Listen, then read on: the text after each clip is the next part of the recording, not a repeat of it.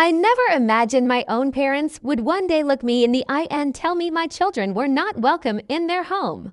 Yet there I was, standing in my kitchen, staring at my phone in disbelief. Thanksgiving was just a few weeks away and my mom's voice was unusually light as she spoke, "Honey, we need to talk about Thanksgiving this year." My heart warmed for a moment. Despite all the tension between us over the years, I still longed for family traditions. My kids, Olivia and Ethan, adored their grandparents despite the distance that had formed. "Of course, Mom, what's the plan?" I asked. There was a pause. "Well, this year we're doing things a little differently. It's going to be a smaller dinner. Just adults. Something more intimate." I frowned. "So, no kids at all." Another pause. "Well, not exactly. We love your kids, but they're a bit energetic. It would be better if you left them with a sitter this year." My grip tightened on the counter. "What do you mean?" "Michael's kids are coming too. My older brother Michael, the golden child." Mom hesitated. "Yes, Michael and Sarah are coming with their boys. They're just quieter, more refined." The words hit like a slap. "They're children," I said tightly. "Olivia is 7. Ethan is 4. We just want a peaceful evening," she replied. And in that moment, I understood. This wasn't new. The favoritism, the dismissals, the way my children were always treated as less. I swallowed hard. "So my kids aren't welcome, but Michael's are?" "It's just one dinner," she sighed. "You and Noah are still invited." A bitter laugh almost escaped me. "No," I said. "If my kids aren't welcome, neither am I." Silence. Then she said, "Suit yourself," and hung up. I stood there frozen while my children laughed in the next room, building a pillow fort, unaware they had just been rejected. That night something inside me shifted. I was done trying to earn a place where my children were treated as second best. The next morning, Michael texted, "You're being dramatic. Why do you always make things difficult?" I stared at the screen. "Mom told you they uninvited my kids but kept yours, right?" A pause. "They just want a calm dinner." "Your kids can be a lot." Something snapped. "Enjoy Thanksgiving," I replied.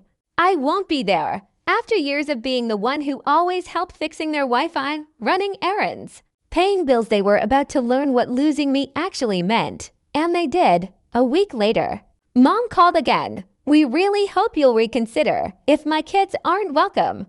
"Neither am I said again. Her sigh turned sharp. "You're being stubborn." "No, I'm being clear." Then came Thanksgiving. I didn't go. Instead, I stayed home with my kids, making pancakes, laughing, finally at peace. But then my phone rang again. My mother's voice was different this time. "Did you cancel the credit card?" My stomach dropped. It wasn't theirs. It was mine. They had been using it for years. "You mean my credit card?" I asked slowly. "It's just a card," she said. "We figured you wouldn't mind." My voice sharpened. "You were using my money." Silence. Then defensiveness. "We raised you. You should support us." That was it. "I canceled it," I said. "And you won't get another cent from me." Michael called next. "You're cutting them off over a misunderstanding." A misunderstanding? I laughed. "They excluded my children and stole from me. They didn't mean it like that. They said it." I'm done. Weeks passed. Then a letter arrived, a legal document. They were demanding $78,542 for raising me. I laughed out loud. At their house. I confronted them. "This is what you've become." I asked. "We sacrificed for you." My father said. "You chose to?" I replied. "Children don't owe debts for being born." I tore the letter in half. "I'm done being your ATM." They escalated. Texts, guilt, manipulation. Then Christmas Eve came. They showed up at my door. I opened it. "No," I said immediately. "Take your gift and go. You're destroying this family." My mother said. "No," I replied.